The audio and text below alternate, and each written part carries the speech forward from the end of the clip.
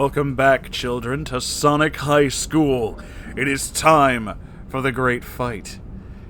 This is Chapter 10. 2 different fights. And for the first time in any of these, there's an author's note.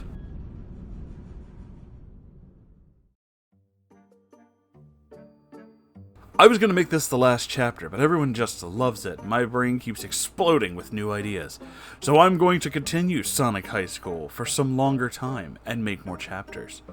I'm so glad you did. Why are you here? Screamed Tails with the anger of a million angry birds. Sonic was shocked because Tails was his best friend. And Tails is smart, but Tails was super pissed at Sonic for not coming to the science competition, even though they were best friends. Sonic moved his mouth, but words did not come out because he did not know what to say.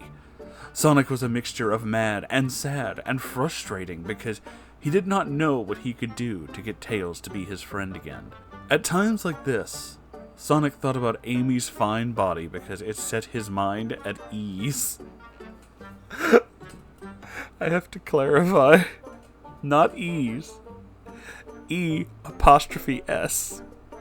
Ease. Plural E. Possessive.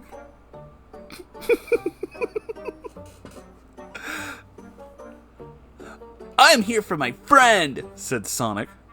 Our friend Espio. We are still friends too, Tails. You are just too mad to see that.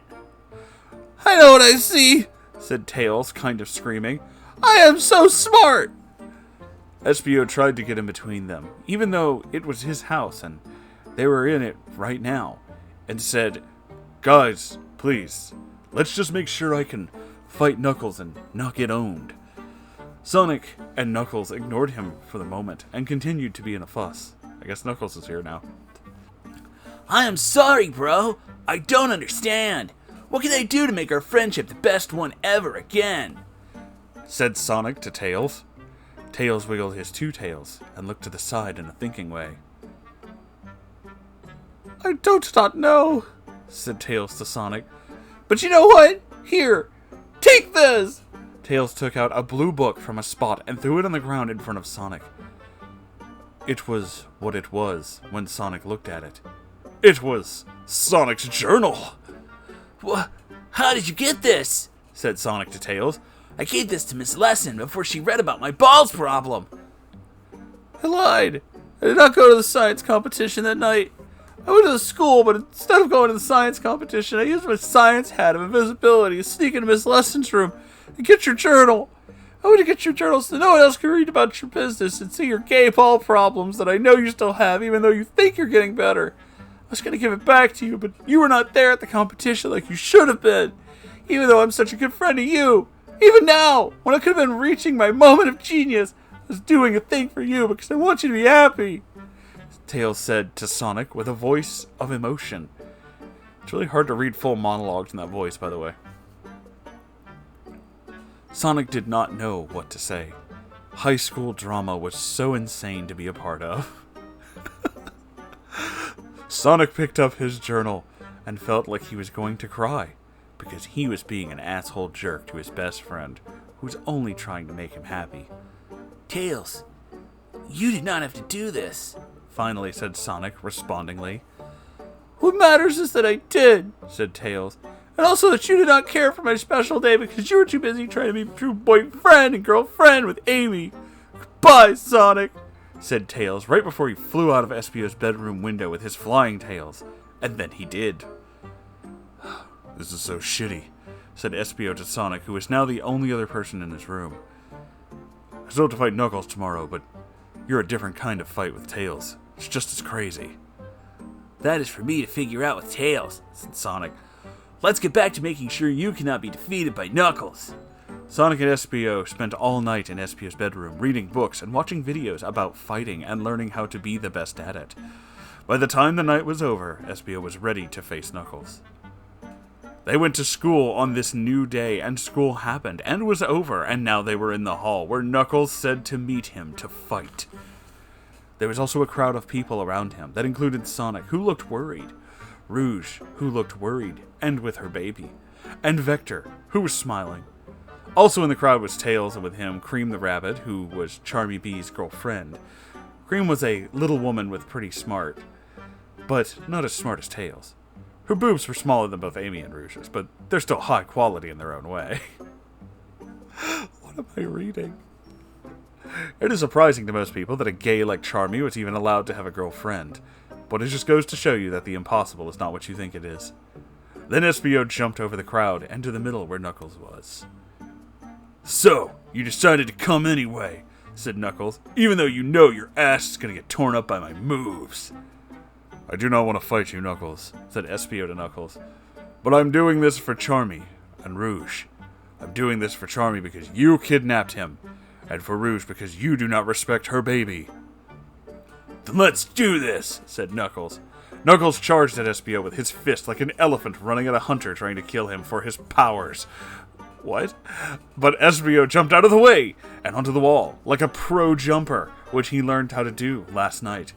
SBO jumped at Knuckles with a kick move, and Knuckles punched at his foot, and they met with a purple and red explosion of power that knocked them both back. They continued to jump around and attack each other, and they did this for a while. It was difficult to watch for everyone. Rouge was in the crowd with her baby. "This is so difficult to watch," said Rouge. "Violence should not be a solution to a conflict," said Rouge's baby, peeking out between his hands. Why is the baby talking? "You are right. Why do people do like this? I hate it," said Rouge to Rouge's baby.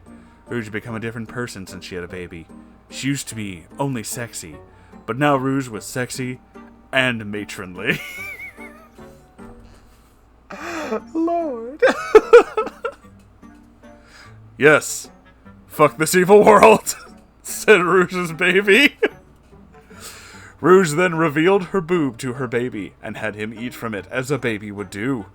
Rouge's baby thought this was the best part about being a baby, because not everyone would get cool boobs like this delivered to them on their doorstep like a milkman.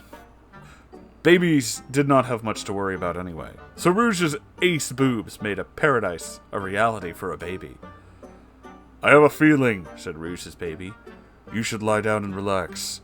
So Rouge lied down on her back, and the fight continued to go on.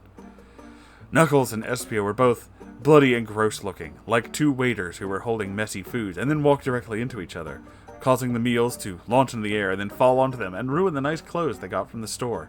That is weirdly specific. They were breathing hard and were tired, but they kept going, jumping and kicking and punching and running. It looked like two people doing a dance, but hitting each other also. Knuckles kicked his feet out at Espio, but Espio jumped up and dodged them, and came back to hit Knuckles in the mouth and knocked him onto the floor/ground. "Is this enough yet? Are we done?" shouted Espio at Knuckles. "How will this ever end?" Knuckles looked up from the ground at Espio, standing over him. Knuckles had a twinkle in his eye as he looked up at Espio and crawled towards him. Espio did not do anything but watch him and feel dangerous. "Come closer," said Knuckles in a whisper voice. Espio bent down and put his face to Knuckles. Knuckles looked up and down at Espio's sweaty purple body and into his eyes and said, "I respect you," and then grabbed his face as gentle as a deer and kissed him on the mouth. What the fuck is going on?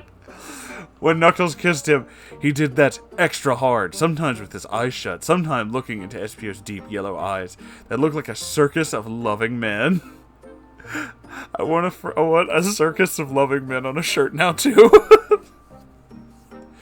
Their tongues met in the middle of their mouths like two chicken cutlets that were acting like cats that loved each other. What? When Espio was watching fighting videos last night, he was not expecting he was going to have to do kissing too. But he liked it. They went on kissing for a full minute while everyone watched, wondering if they were done fighting or just taking a break to kiss. Finally, the back part of Knuckles' body began to lift off the ground while his mouth was still making out with Espio. Eventually, the power became so strong that his mouth was removed from Espio, and their spit was like a shiny extension cord that connected an appliance to a wall outlet. Disgusting. Thank you. Knuckles then began to glow while floating in the air. The whole place became a little windy. On the side, Tails said to Cream, "Oh, I know what this is. This is a rare moment of science we will never see probably again in a lifetime or ever. It is called a body donation. A what? It was invented by Einstein. Oh no. It is when someone reaches a moment of such powerful love they can choose to restart their lives as a part of the person they love. Einstein invented this by making his wife love him so much one night during a romance pasta dinner that she became a baby that was like him.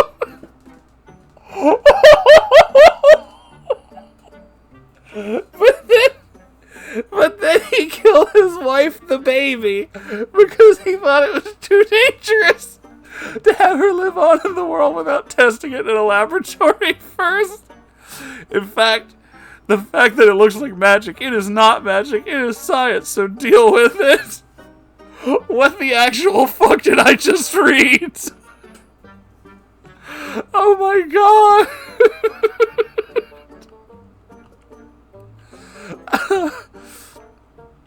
Knuckles glided on the wind forward through the crowd of people in front of him and into Rouge's mouth, where he disappeared into.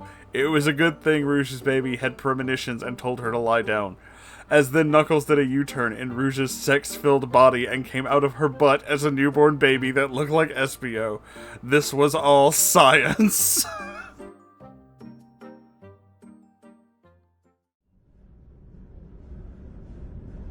It actually says that. It actually says this was all science.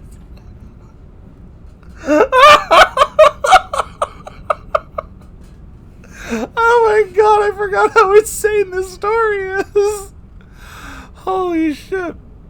Okay, well that's enough for this episode, I think. Oh my god. Thanks for watching, everybody. I hope you're enjoying this as much as I am. If you would, please like, comment, subscribe, all that good stuff.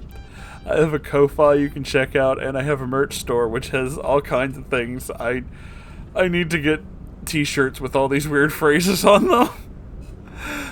Every Saturday there's a live stream, and if you'd like to send me stuff, r/Moonhorse stories, you can send it there. I don't even know what's going on, but I'm beyond. I'm beyond in general. I'm gone. I have gone. I'll see you in the next episode. I love you all. Goodbye.